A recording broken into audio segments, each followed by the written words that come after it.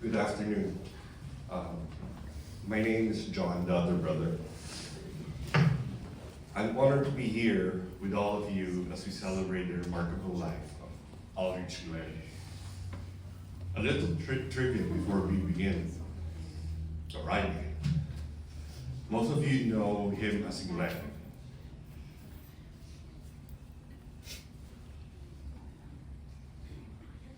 I lost track. Okay. Most of you know him as Glenn, but in reality, there's a lot of us Glenn in the family. That's why all of us brothers share Glenn as our middle name. Plenty of our cousins back in the Philippines too. Even Gabriel is a Glenn. And plenty, over the years, we became known proudly as the Glenn Boys, as my cousin Nike mentioned earlier. We like to say, it's not a gang, it's just a family. Though with this many Glens in one place, it does sound like we could start a basketball team. Which in fact we did, we had one.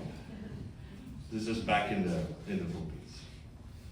This tradition comes from our grandparents' business in Manila, Glenmore Shoes.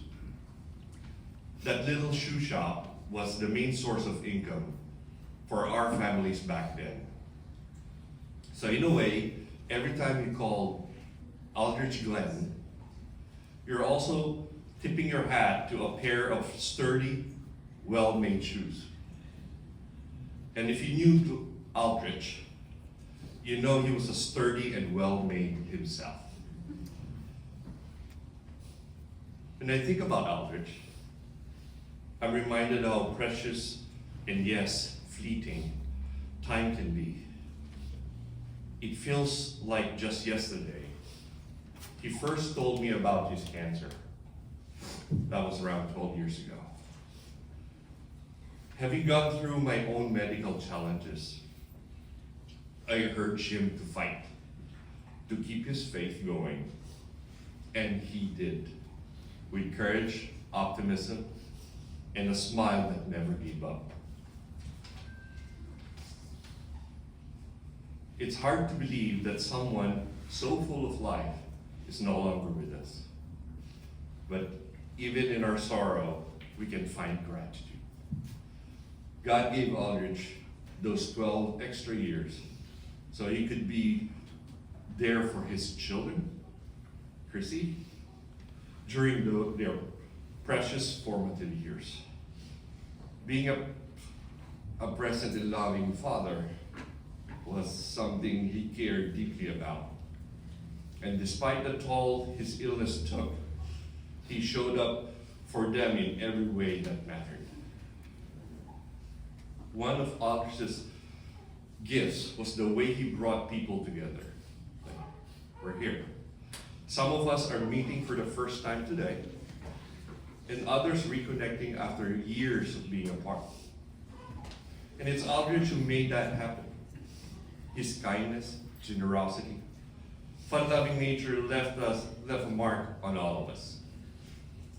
And of course, I can't remember Aldrich without thinking of one particular day.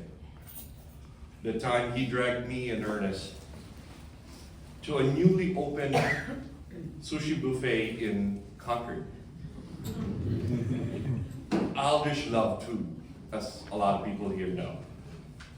And if you knew him, you already know what's coming. Especially in the sushi place, he loves saba, mackerel sashimi.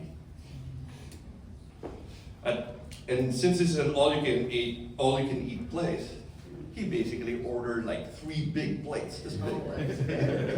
And that's only for himself. Oh. So,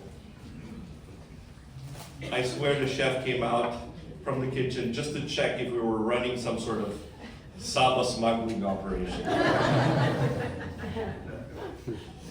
But Aldrich was in a happy place. Far drive, full belly, and his brothers right there beside him. That's what I'll miss the most. Love you, bro. So let's remember Aldrich not just in our hearts, but in how we lived with laughter, generosity, and love for life. Maybe with a plate of sashimi every now and then. And maybe with the teamwork and heart of a Glen boys basketball game. We can find peace in knowing that he's now in God's loving embrace. Eternal rest grant unto Aldrich, O Lord, and let perpetual light shine upon him.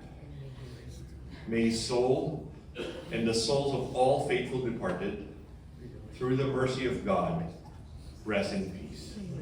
Amen. If you feel moved to, I invite you all to join me honoring Aldrich one more time. Not with silence, but with a round of applause for a life well lived.